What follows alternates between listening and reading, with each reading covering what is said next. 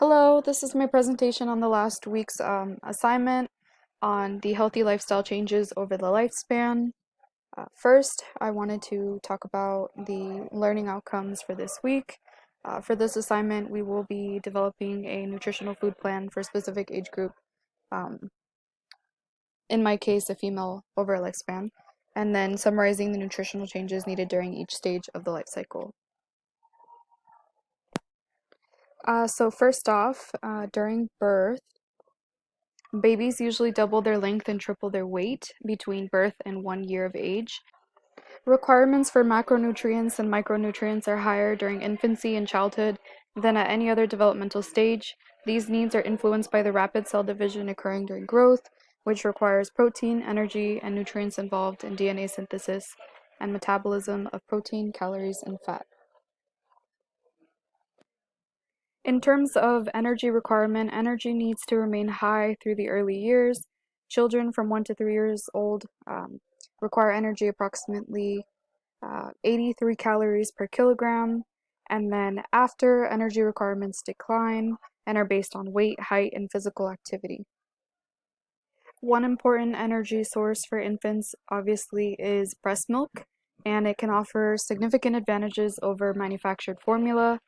This is because breastfeeding is associated with the reduced risk for obesity, allergies, hypertension, and type 1 diabetes, as well as improved cognitive development and a decrease in incidence and severity of infections. In addition to this, breastfeeding can be less costly than formula feeding. Exclusive breastfeeding is recommended for the first 6 months of life, and then this is followed by breastfeeding as foods are introduced. One can continue breastfeeding for a year or longer. Although some parents have introduced solid foods to their children before 6 months, um, it should be encouraged to delay introduction of solid foods until 6 months of age um, to, to all for optimal nutritional growth and development. Another thing to take into consideration is water. Water requirements are also higher in infants and children than for adults. This is because children have a reduced capacity for sweating when compared with adults, and therefore they're at a greater risk of dehydration.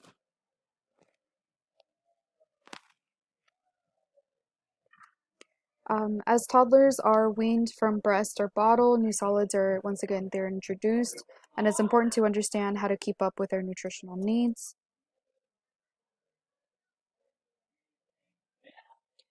Some common recommendations are incorporating foods that are rich in iron, not adding salt or sweeteners to their food because it's not necessary, avoiding cow milk for the first year, avoiding nuts or foods that may be a choking hazard for toddlers, and introducing foods one at a time. And this is so you can keep an eye on whether or not they're having a food allergy or food sensitivity. It is recommended that young children increase their intake of protein and energy. For most micronutrients, recommendations are the same as for adults. Exceptions are made for certain minerals needed for bone growth. This includes calcium and phosphorus. During this time, children need to also increase their consumption of foods rich in iron, calcium, and vitamin D, as this helps with bone density. During their tweens, they're still growing rapidly, and some nutritional recommendations include eating more nutrient-dense foods rather than takeout or empty calories, incorporating more whole foods, boosting calcium intake by eating milk, yogurt, and cheese, um, and probably choosing dairy products that are low in fat and salt. During their teenage years, it is also recommended that they increase their calcium, vitamin D, vitamin A, and iron intake. And adolescent girls especially also need to ensure sufficient iron intake as they start to menstruate. Girls ages 12 to 18 require around 15 milligrams of iron per day, and increased amounts of vitamin C, such as, or for example, from orange juice and other sources, can aid in iron absorption.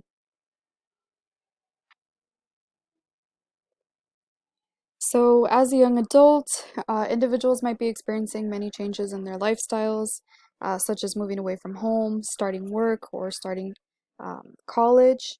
And these changes are not always beneficial for their health.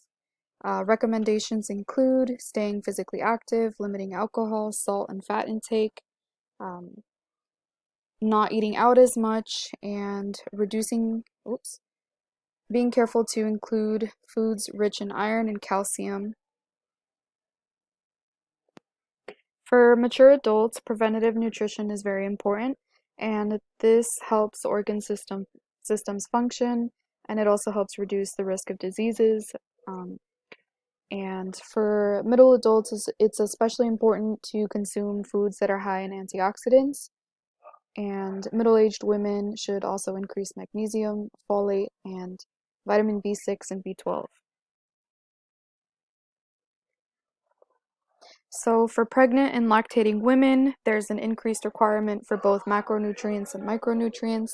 The failure to achieve required intakes may increase the risk for certain chronic diseases in their children, sometimes manifesting many years later. An increase in protein is necessary to allow for fetal growth and milk production. It's also important to take into consideration how these protein requirements are being met. It's recommended that they be met by vegetable consumption versus uh, versus proteins found in animals. This is because meat is a major source of saturated fat and cholesterol. It is also a common source of pathogens. It is also not recommended that pregnant or lactating women increase their protein needs by eating certain types of fish, such as shark, swordfish, mackerel, and tilefish, because they often contain high levels of mercury and it can cross the placenta. Women also require an increased amount of vitamins A, C, E, and certain B vitamins. For seniors, many people eat less as they get older. This can make it harder to make sure that your diet has enough variety and to include all of the nutrition that you need. For oops, for women going through menopause, it is important that they consume foods that are rich in calcium, such as milk, or if necessary, to take calcium supplements. It's important for them to be more physically active and to consume a high fiber, low fat, and low salt diet. And this is because it can help reduce symptoms of menopause, such as hot flashes. It is also important for women going through menopause to consume a variety of whole grains, to eat foods high in fiber, and to avoid foods that might cause hot flashes. This includes caffeine, spicy foods, and alcohol. As for seniors, many people eat less as they get older. This can make it harder to make sure that your diet has enough variety to include all the nutrition that you need. It is recommended that seniors be more active, that they limit sugary foods and their salt intake, and eat foods that are high in fiber. During this time, an increase in vitamin D is important in order to reduce the risk for age-related bone loss and fracture. During this period, suggested iron intake also drops from 18 milligrams per day to around 8 milligrams after the age of 50. And that is it. So here I also have a table that kind of summarizes all of the information that I just gave. It doesn't go through each and every stage that I mentioned in this presentation, but it is a good way to compare age ranges and nutrition needs.